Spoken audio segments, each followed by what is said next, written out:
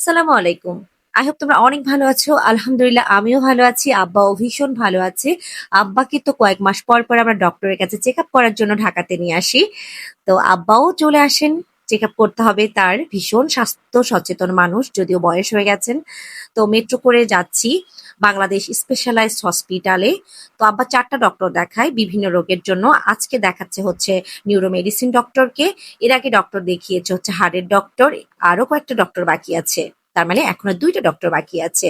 তো আমরা ওয়েট করছি আমাদের সিরিয়ালের জন্য ১২ নাম্বার সিরিয়াল। তো এখানকার পরিবেশটা আমার ভীষণ ভালো লেগেছে। ওভেন আছে, খাবার গরম করে খাওয়া যায়। তারপর পানি, ওয়ান টাইম গ্লাসে পানি খাওয়া যায়। খুবই সুন্দর। তো আব্বা তো সন্ধ্যার সময় চা বা কফি কিছু খেতেই হবে। সন্ধ্যার দিকে আব্বার ভীষণ ক্ষুধা লাগে আর আমারও ক্ষুধা লাগে। আমি যদিও চা কফি খাই না। তো চলে গেলাম হচ্ছে হসপিটালের ক্যান্টিনে। ওরে বাবা! দাম কি একেকটা খাবারের। তো পাটিসাপটা পিঠা নিলাম। আমি অর্ধেকটা খাচ্ছি। আর চিকেন ললিপপও নিয়ে নিয়েছিলাম। তো আব্বা কফি আর হচ্ছে এই পাটিসাপটা পিঠাটা অর্ধেক খেলো আর আমি অর্ধেক খাচ্ছি। ললিপপটা ভীষণ মজার ছিল। আর হচ্ছে পাটিসাপটা পিঠাটাও ভীষণ মজা। তো তাড়াতাড়ি খেয়ে আবার হচ্ছে আমাদের ডক্টরের কাছে যেতে হবে। আবার আমাকে ফিরতে হবে কিন্তু উত্তরাতে। এজন্য আমি ভীষণ তাড়াহুড়া করছি। আমার সিরিয়াল তো ১২ নাম্বার।